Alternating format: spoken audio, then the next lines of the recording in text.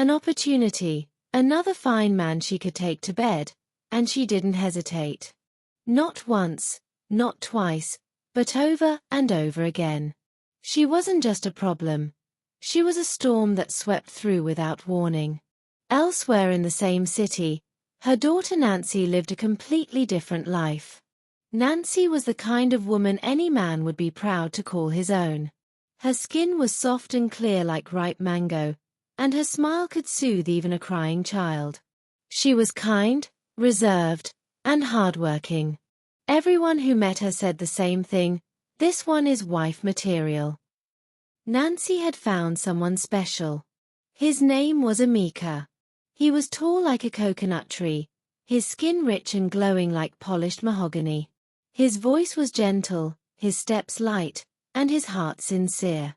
He had houses, businesses, cars, and wealth, but what mattered most to him was building a quiet, loving life with Nancy. Nancy seemed to have it all: her dream job, a good man, and a heart full of gratitude. But hidden beneath her joy was a silent worry, a fear that lived quietly in her chest like a lizard behind old cardboard. That fear was her mother, Veronica. Yes, Veronica was her mother by blood, but not in the way other women mothered their children. She was different, and Nancy knew deep down that if anything ever destroyed her happiness, it would come from her. She never said it aloud. She just smiled and kept planning her wedding. Veronica wasn't like the warm and nurturing mothers Nancy saw growing up. She'd had Nancy as a teenager. When her belly began to swell, her own parents threw her out. She cried and pleaded, but they closed the door on her and said, "Go face what you started." One night, a man offered her food and a place to sleep, but wanted her body in return. She agreed. That night changed her life. Veronica stepped into the world of easy money. One man today, another tomorrow. She wore shorter clothes, painted her lips red, and walked with confidence. She moved from cardboard beds to hotel rooms, from begging for food to ordering fried rice at night. And through all of it, Nancy watched. Yes, Veronica raised her, but not with warmth, not like a daughter. She treated Nancy more like an accessory, something to be kept polished but never nurtured. She didn't teach her how to be a woman. She only barked orders: clean the house, look sharp. As Nancy blossomed, her mother would say things like, "You're becoming sweeto. Don't forget your mama trained you well." But Nancy knew she trained herself. Her mother was too busy chasing nightlife and wealthy men. People whispered, "Is that woman really her mother?" Nancy kept quiet. How do you explain that your own mother behaves more like your rival? Still, Nancy loved her. Because even thorns come from flowers. But she never expected her first heartbreak, Eka, her first boyfriend, to be her mother's first target. So when wedding preparations began, Nancy made a decision. One that would change everything. One calm afternoon, while sipping juice with Emeka, she turned to him and said, "Baby, I want my mom to visit, just for a few days before the wedding." He paused mid-sip. "Are you sure?" he asked gently. Nancy nodded. "She's my mother. I want her to see where I'll be living." He gave her a soft smile. "Okay, if it makes you happy." Nancy clapped, thrilled. "Thank you, baby." The next evening, there was a knock on the door. Nancy ran to open it. "Mommy," she shouted, and there stood Veronica, dressed like she was heading to a fashion contest. Tight jeans, bare shoulders, fiery red lipstick. Her perfume arrived before her words. She hugged Nancy tightly, laughing. "My baby girl. You didn't tell me you were living like a queen." But as she spoke, her eyes scanned the house, floor to ceiling, walls to walls. When she saw Emeka, her smile changed, not wider, but deeper. Her eyes slowed, lashes fluttered like butterfly wings. Her lips curved subtly. Nancy pulled her forward. Mom, meet my husband-to-be, Amika. Veronica extended her hand. You're even more handsome than I imagined, she said with a voice like chilled water on warm skin. Amika gave a polite smile. You're welcome, Ma. That night, Veronica made herself at home. She crossed her legs in the parlor, laughed louder than the TV, and asked bold questions. When dinner came, she tasted the soup and smirked. This chicken tastes like money, she said, staring at Amika. She barely glanced at Nancy after that. Amika noticed. But he said nothing. How do you tell your fiancée her own mother is looking at you like meat in the market? From the next morning, things shifted. Veronica emerged from the guest room dressed in almost nothing, tiny shorts, nearly see-through tops. She walked like she owned the place. When she sat close to Amika. When she bent, she didn't kneel. She leaned at the waist, slow and deliberate. One evening, while Amika sat quietly on the couch, she came and sat beside him, too close. Their arms touched. He shifted. She shifted closer. You like this side of the couch, don't you? She teased. He forced a tight smile. Yes, Ma. She placed a hand on his arm.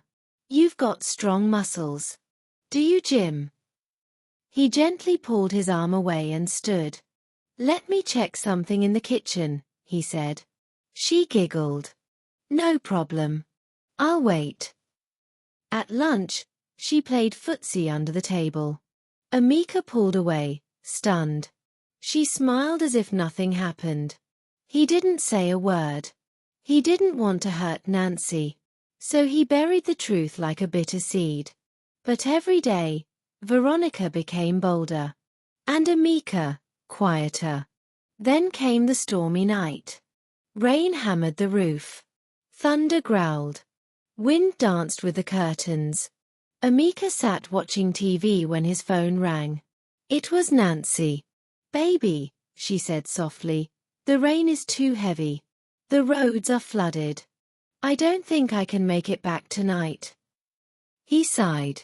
You sure? Yes. I'll sleep at the office. I'll come home early tomorrow. Be safe. I love you. I love you too. She ended the call. But Veronica had been listening from the hallway, her eyes glowing in the dark. Later, Amika smelled something sweet. He went into the kitchen. Veronica stood there in a red dress that clung to her like silk on fire. She turned and smiled. I made your favorite. You didn't have to, he said, sitting down. I wanted to, she replied, placing the plate in front of him. They sat a day. He ate quietly. She moved closer. Cold night, she murmured. He nodded. Her voice dropped. Cold nights shouldn't be spent alone. He said nothing. Then, her voice, softer, slower. Tell me the truth. Is Nancy good in bed? He froze. Excuse me. She smiled slyly. Some women look sweet outside but are cold inside. Ma, please stop, he said, standing. She stood too. You don't have to pretend. Just one night. Nobody will know. She placed a hand on his chest. Her breath touched his neck. He stood frozen. The rain outside roared. Her gown slipped slightly off her shoulder. Just one night, she whispered. No one will know. His chest rose and fell. He looked away. But his body didn't move. And then, he gave in. They went to the bed made for Nancy. But that night, it became something else. Veronica giggled softly. She touched him like he belonged to her. And Amika, wrapped in shame, allowed it. Far away, Nancy was in a taxi. She'd found a ride home. She wanted to surprise him. Her clothes were wet, but her heart was warm. He'll be so happy to see me, she thought. She opened the door gently. The house was quiet. Too quiet. She walked to the bedroom, turned the handle, pushed the door, and froze. Her mother, her fiancé, in bed, naked, her mouth opened, her eyes stretched wide, her heart shattered like a calabash on concrete. Veronica screamed first, pulled the sheet up. Nancy, I don't know what happened. I was asleep. He came to me. I didn't know. Amika sat up. Nancy, please. Let me explain. But Nancy was already shaking. Tears filled her eyes. Just stop, she said. You men, you're all the same. She turned, entered the closet, and began packing. Her hands moved fast. Her tears moved faster. It was a mistake, Amika pleaded. Please. She raised her hand. Don't talk. Veronica stepped forward, still acting like the victim. I told him no. I begged him. Nancy looked at them both. Her mother. Her fiancé. She zipped her bag and whispered, You'll never see me again. She walked out. Her steps heavy. Her heart bleeding. The wedding was cancelled. The cake untouched. The dress never worn. Love died that night. And trust was buried beside it. Nancy blocked Amika's number, deleted every picture, threw the ring in the gutter. She didn't want to hear excuses. To her, the man she loved had chosen her own mother. She moved to a small flat across town. Quiet. Private. The windows faced the sky. No one saw Amika again. He vanished. No calls, no messages, no goodbye. Nancy cried at night. Not loud, just soft, burning tears. The kind that leave your chest aching. Every morning, she got up, went to work, ate, slept, and repeated. One evening, she sat in a small restaurant, eating jollof rice, lost in thought. Her heart silent. A gentle voice interrupted. Excuse me, may I sit? She looked up. A well-dressed man stood there. Calm eyes. Soft smile. His name was Jude. Nancy nodded slowly. Yes, you can. And just like that, the door of her heart opened a little. Jude didn't rush her. He didn't ask too many questions. He didn't try to fix her pain. He just stayed. Day after day, they talked, they walked, they laughed. Jude would say gentle things like, You're allowed to be happy again, or pain doesn't mean your story is over. Slowly, Nancy began to smile more. Her clothes grew brighter. Her sleep became peaceful. And after many months, she fell in love again. Yes, Jude was wealthy, but that wasn't what captured her heart. It was his quiet strength, the tenderness in how he held her hand like it could break, the way he covered her with a blanket when she dozed off on the couch, and the calm in his voice like the breeze after a storm. One Saturday morning, beneath a large tree, Jude knelt down and asked, Will you marry me? Nancy looked at the ring, then at his face, and said softly, Yes. Their wedding was simple. No noise. No drama. Just peace. Nancy finally felt safe again. Her heart found its rhythm. But one evening, as they sat watching the sky shift to orange, Jude turned and asked, Nancy, when can I meet your mother? Nancy tensed. Never. I don't want her near my marriage, she replied. But Jude kept asking, gently, like knocking on a sleeping child's door. She's your mother. I just want to meet her.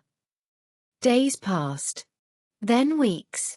One morning, Nancy sighed and picked up her phone. Mommy, Jude wants to meet you. Can you come? Veronica's voice was cheerful on the other end. Of course, my baby. Anything for you. She arrived the next day. Same striking lipstick, tight dress, loud perfume. She hugged Nancy, but her eyes were already fixed on Jude. Later, she whispered, "Ah, you've done well. This one's your type." At first, Veronica pretended. She helped with chores, laughed softly, acted like a mother. But inside, something dark grew. She wanted Jude. She began cooking for him. "Eat, my son-in-law," she would say sweetly. She complimented his shirts, touched his shoulder, smiled too long. One evening, she walked into the kitchen where Jude was rinsing a cup. She placed her hand gently on his shoulder. He turned slowly, startled. Veronica smiled. "Don't be shy," she whispered. "Do you want a taste of me?" Jude's heart pounded. He stepped back, removed her hand, and walked away, shaken. That night, the house was heavy with silence. Jude couldn't sleep. He sat at the edge of the bed, rubbing his palms, then turned to Nancy. "Babe, I need to tell you something." Nancy sat up. "What is it?" Jude took a deep breath. "Your mom. She touched me today. She said she wants me." Nancy's face froze. "What did you just say?" "I'm serious," Jude said. "She approached me. I walked away immediately." Nancy stood, her voice rising. "You're accusing my mother? The woman who raised me? Suffered for me?" "I'm telling you the truth," Jude pleaded. Just then, Veronica walked in. She had been listening. She dropped to her knees, face painted with false tears. "Nancy," she cried, "he touched me when I came out of the bathroom. He told me to bathe with him. I said no. I begged him." Nancy gasped. "Jude, is this true?" Jude's eyes widened. "What? No, I didn't even have a towel." Veronica wailed. "He said no one would know." Nancy stood still. Her body shook. Her thoughts spiraled. She looked at Jude. Then at her mother. Her mouth opened, but words didn't come. Jude picked up his bag. No yelling. No pleading. He just looked at them both, dropped his ring on the table, and walked out. Nancy collapsed to the floor, clutching her chest. Her breathing fast, eyes vacant. Another man gone. Another home shattered. And the same hands behind it. But this time, the wound was deeper, because she didn't know who to believe. After Jude left, the house turned dry. No kisses, no warmth, no lightness in the air. Nancy became quiet. She woke early, returned late. No visitors. No calls. Only silence. Veronica stayed a little longer, acting like a caregiver. "You'll be fine, my baby," she whispered. But Nancy only nodded, her heart far away. At night, she lay awake, eyes on the ceiling, searching for answers in the stillness. She didn't cry. She didn't scream. The pain rested quietly inside her like a stone at the bottom of a river. Then one morning, Veronica packed her bag. "I'll check on you later," she said. Nancy only nodded. Veronica hugged her. Nancy didn't hug back. The door shut behind her. And peace returned, not the warm kind, but the empty kind. Nancy drifted through her life. No heels, no makeup, no music. Just work, sleep, repeat. Her phone stayed silent. She no longer believed in love or people. Not after Emma, not after Jude, not after her mother. She had locked her heart and thrown away the key. Then one day, in a quiet restaurant, a stranger asked gently, "Can I sit with you?" Nancy looked up. A calm man stood there. His name was Femi. His smile soft, his clothes clean, his eyes kind. Nancy nodded. And that was the beginning. Femi didn't rush. He didn't push. He spoke gently. He brought her books, sent morning texts, made her laugh again. Slowly, her heart unfolded like petals in the sun. Femi had it all: steady job, peaceful nature, and a heart full of care. He treated Nancy like she mattered, like she was delicate and worth protecting. One night, under the moon, holding her hand, he asked, "Nancy, will you be my wife?" Her eyes welled up. She nodded. Yes. The wedding was quiet. Just the way she liked it. No chaos. Just calm. That day, as she looked in the mirror, she whispered, "This time, I won't lose." But she didn't tell Femi about Emma. Or Jude. Or her mother. She buried it deep like a locked box under earth. Months passed. Nancy became pregnant. Femi was overjoyed. He kissed her forehead, danced with her in the kitchen. But one evening, as she rested on the couch, he sat beside her. "You're carrying our child," he said. "You need someone around. Your mother should come stay with you." Nancy's smile faded. Her heartbeat quickened. "No. I can manage," she replied. Femi frowned. "You shouldn't stress. She's your mother."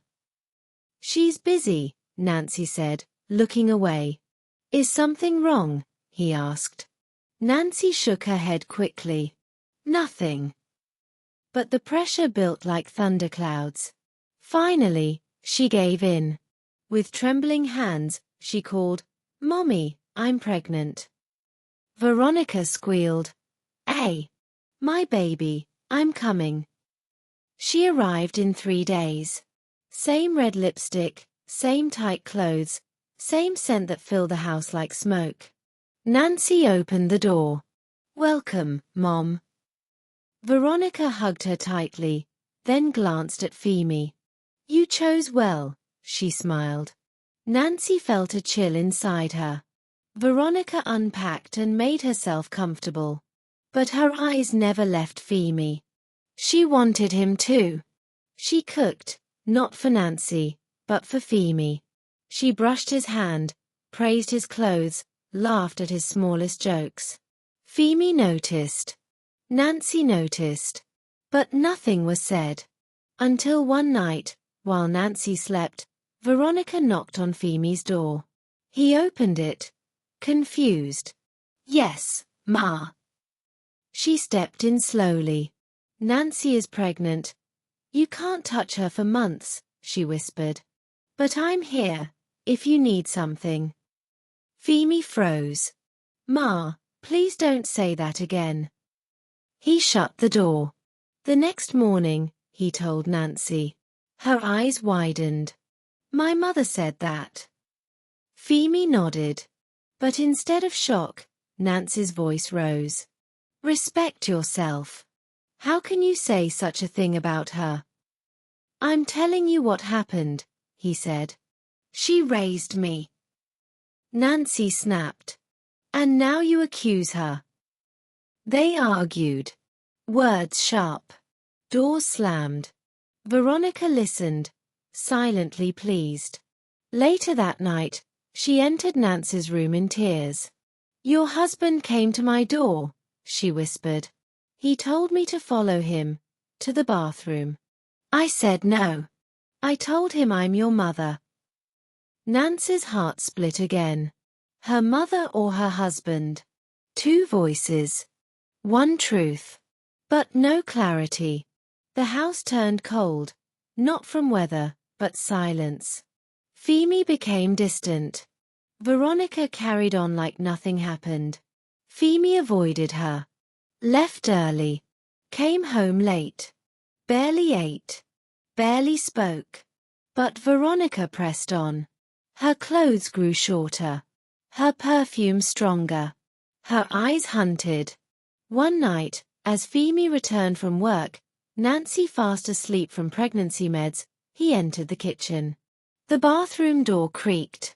Veronica stood there, in just a towel. No undergarments. She bent slowly.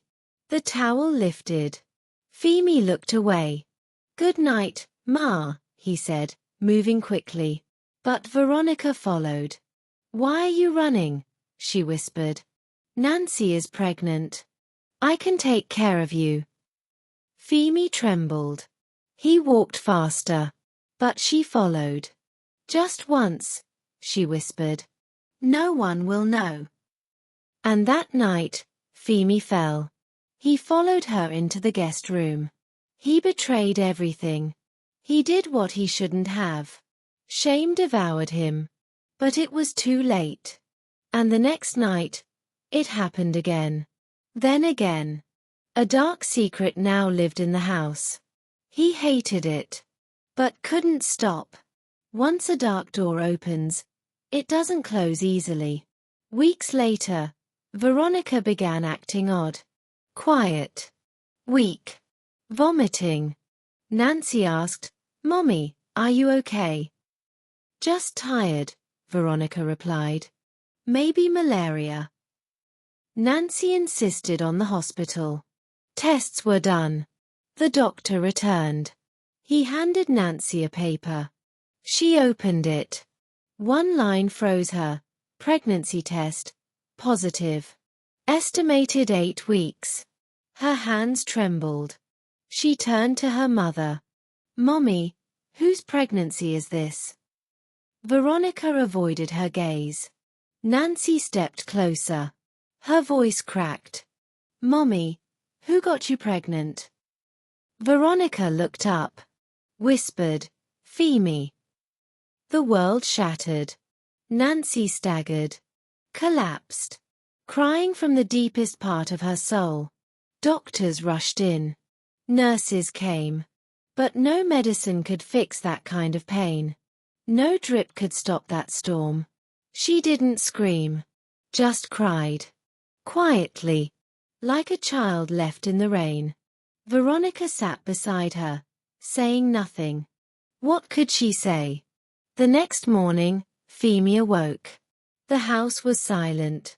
He searched. Bedroom, kitchen, closet. Nancy was gone. No message. No goodbye. Just silence. She had vanished, with their unborn child. Veronica stayed behind. Her belly growing. Her spirit dimming. She gave birth early, a girl. Sick, frail, barely breathing. Doctors diagnosed a rare condition. She needed special care. Veronica had no money. She begged online. But instead of help, insults came. Shameless. Homewrecker. God is punishing you. No help came. And 3 months later, the child died. Veronica sat on her floor, holding the baby's clothes, rocking back and forth, singing lullabies to a ghost. Her eyes empty. Her mind gone. People said she was mad. Talking to walls. Sleeping outside. Holding a doll like it was real. One rainy evening, a hospital sent a message. Veronica had died of a stroke. Alone. No visitors. No photos. Just a note beside her that said, "Nancy, forgive me." Nancy saw it. She didn't cry. She sat in her new home, holding her baby boy. His name was Zion. She kissed his head and whispered, "It ends with her. No more pain. No more lies. No more chains. The curse is broken." If this story touched you, please like, share it with someone who needs it, and subscribe for more heartfelt tales. Goodbye.